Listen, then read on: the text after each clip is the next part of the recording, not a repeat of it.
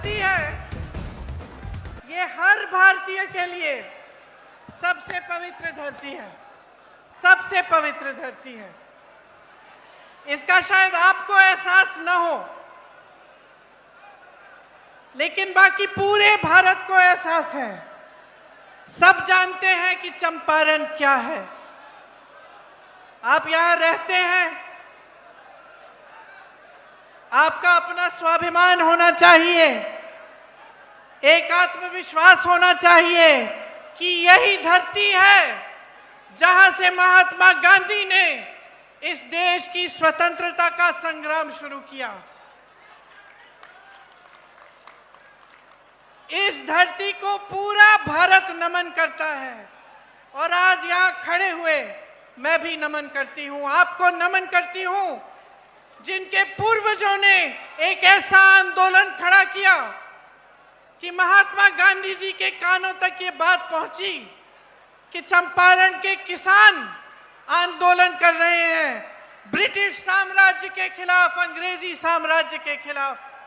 आप झुके नहीं, आपके पूर्वज झुके नहीं, पीछे हटे नहीं, खड़े रहे।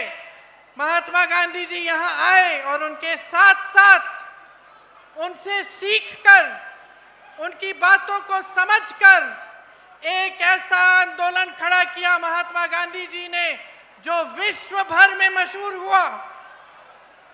वो पहला ऐसा स्वतंत्रता आंदोलन था जिसने किसी का खून नहीं बहाया,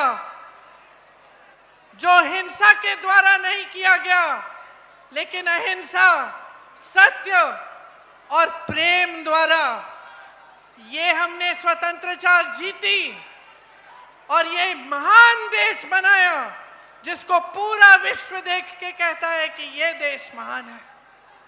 और ये देश महान क्यों है? इसके लिए बहुत सारी अलग अलग वजह है, लेकिन मुख्य वजह यह है कि इस देश की स्वतंत्रता से लेकर अब तक इस देश के एक एक वासी को, चाहे वो दलित हो, चाहे वो अति पिछड़ा हो, चाहे वो महिला हो, चाहे वो गरीब हो, चाहे वो अमीर हो, चाहे वो प्रधानमंत्री हो, चाहे सड़क पे कुछ बेचता हो, चाहे वो मोची हो, चाहे वो माली हो, सबको एक अधिकार मिला और वो अधिकार था अपनी सरकार को चुनने का अधिकार, अपने वोट का अधिकार। यहां चंपारण के महापुरुष राजकुमार शुक्ल जी, हरवंश सहाय जी, शेख गुलाब जी, पीर मोहम्मद मुनीर जी, संत भगत राव जी, डोमराज सिंह जी, राधूमल मारवाड़ी जी और बतक मियां जी किस लिए लड़े थे? किस लिए लड़े थे? सत्ता में आने के लिए लड़े थे। मोदी जी और अमित शाह जी जैसे गद्दी पे बैठने के लिए लड़े थे। आपकी स्वतंत्रता के लिए लड़े थे, आपकी इस धरती के लिए लड़े थे, आपके उस महान संविधान को बनाने के लिए लड़े थे जिससे आपको वोट मिला, जिससे आपको अधिकार मिले, शिक्षा के जो अधिकार मिलते हैं आपको, जो रोजगार के अधिकार मिलते हैं, विकास का जो अधिकार है, वो सब आपको ये संविधान देता है। और इस संविधान के लिए ये लोग लड़े, मरे, शहीद हुए, इनका खून इस जमीन में मिला। इसीलिए आज जब हम इस मंच पे खड़े होते हैं और जब आप यहां आते हैं हमारी बातों को सुनने के लिए, आपको पूरा एहसास होना चाहिए कि चंपारण ने इस देश को क्या दिया है,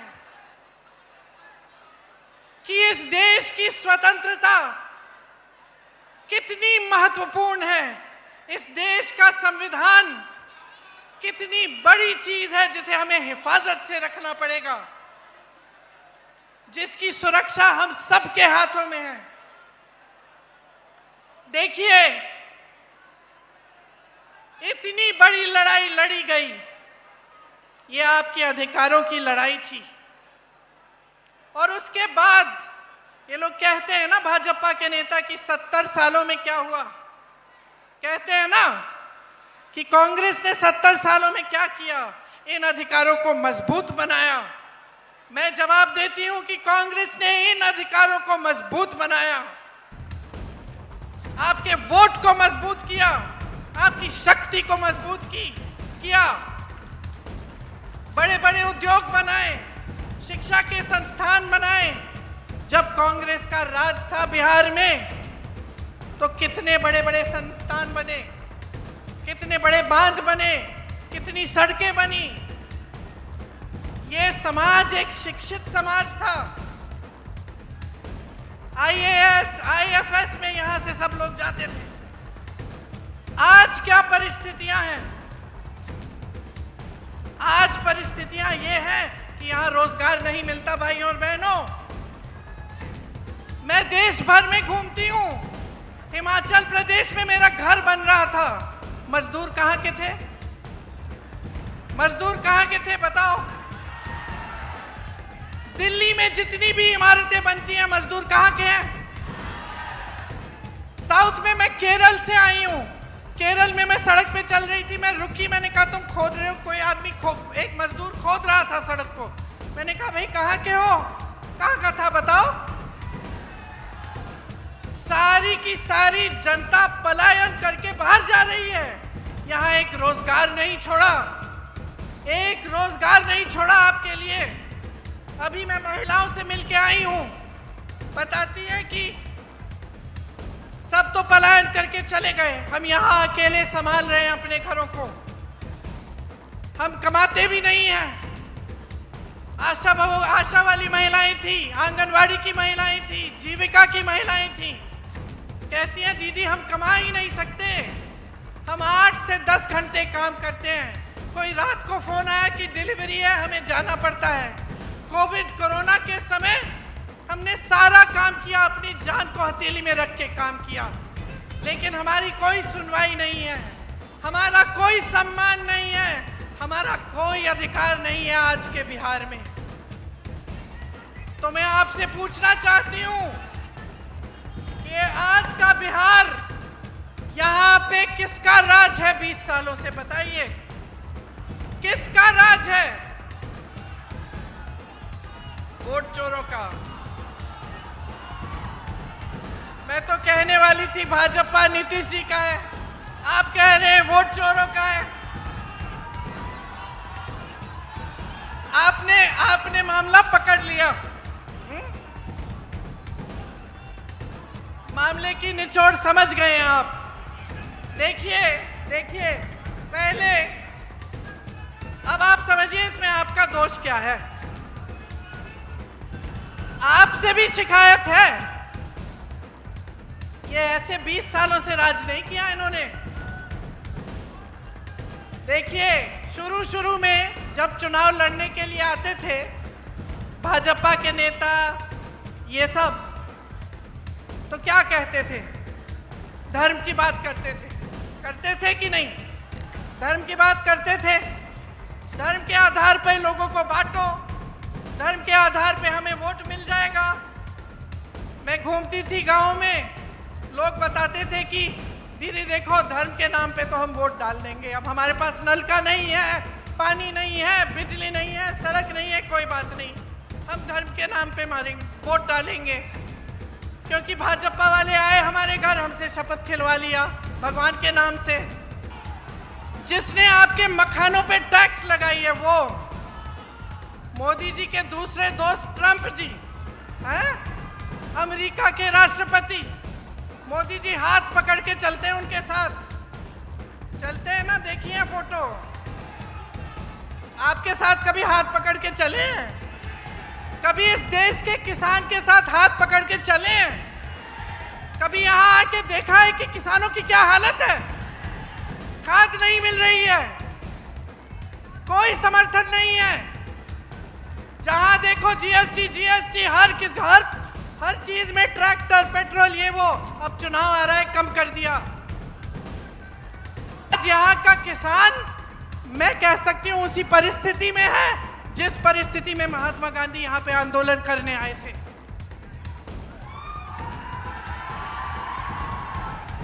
कोई सुनवाई नहीं है आपकी इस सरकार में।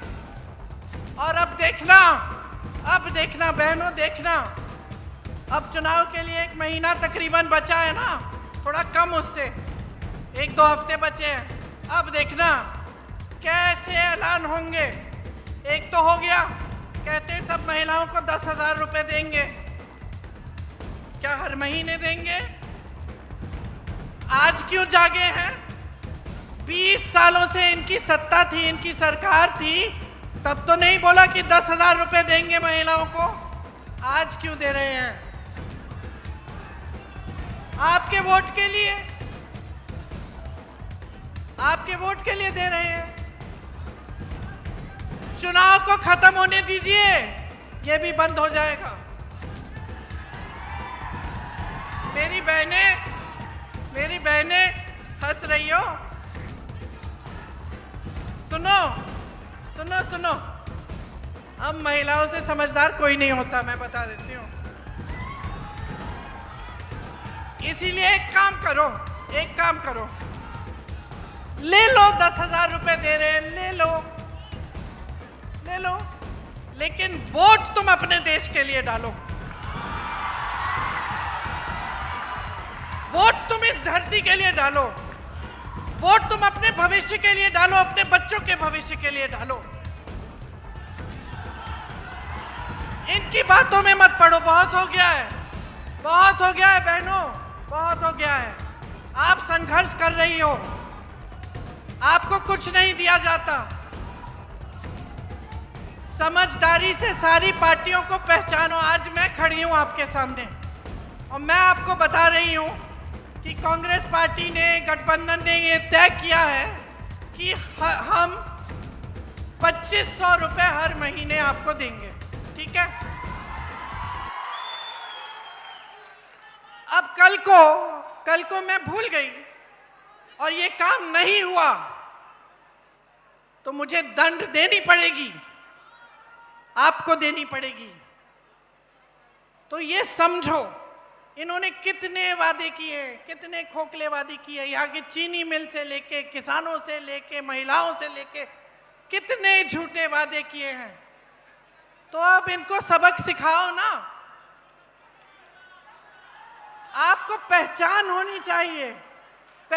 होनी चाहिए कि किसकी नीयत क्या है। देखिए, मेरा भाई है इसलिए नहीं कह रही हूं मैं, लेकिन राहुल गांधी एक असली देशभक्त है।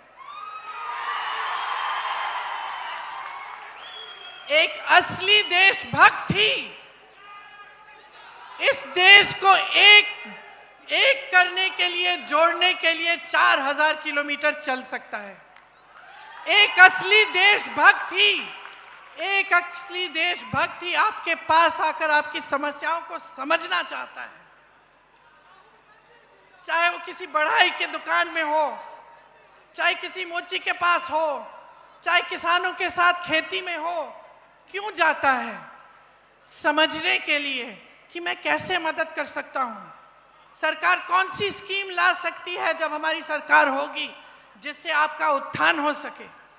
उसको असली देशभक्त कहते हैं, जो इस देश के लिए मरने के लिए तैयार हो। असली देशभक्त, सुनिए, असली देशभक्त चोरी से सत्ता में नहीं आते। असली देशभक्त आपको झूठे वादे नहीं बोलते। असली देशभक्त सिर्फ वोटों के लिए जनता से संपर्क नहीं रखते, लगातार जनता से संपर्क रखते हैं। तो नियत समझिए, राहुल जी सामाजिक न्याय के लिए लड़ रहे हैं। जो अति पिछड़ा वर्ग है उसके लिए लड़ रहे हैं, पिछड़े वर्ग के लिए लड़ रहे हैं, दलितों के लिए लड़ रहे हैं, महिलाओं के लिए लड़ रहे हैं। क्यों लड़ रहे हैं? क्योंकि वो समझते हैं कि जितने भी बलिदान दिए गए, चाहे महात्मा गांधी जी का हो, चाहे हमारे परिवार के पूर्वजों के हो, चाहे आपके पूर्वजों के हो, वो सब इसीलिए ही दिए गए थे, इस न्याय के लिए कि सबको न्याय मिलना चाहिए। इसीलिए जो कांग्रेस पार्टी आपके लिए इस चुनाव में काम करना चाहती है चुनाव के बाद, अगर सरकार में आती है, उनको समझना बहुत जरूरी है। बड़ी बड़ी बातें करना आसान है भाई और बहनों, लेकिन असली काम करना आसान नहीं है। और कांग्रेस पार्टी ने आपको ये काम करके दिखाया है। आप जो 20 साल से संघर्ष कर रहे हैं, उस संघर्ष को खत्म करने का समय आ गया है, बदलाव का समय आ गया है। ये जो निकम्मी सरकार है इनकी, भाजपा की, इसको, नीतीश जी की, इसको निकालो, हटाओ इसको, और एक नई सरकार लाओ जो आपके लिए दिन रात काम करे, जो आपका भविष्य बनाए, और आप गर्व से कह पाओ कि मैं बिहारी हूं, मुझे बिहार में नौकरी मिलती है, मुझे बिहार में रोजगार मिलता है और मेरे बच्चे बिहार में ही शिक्षित होंगे।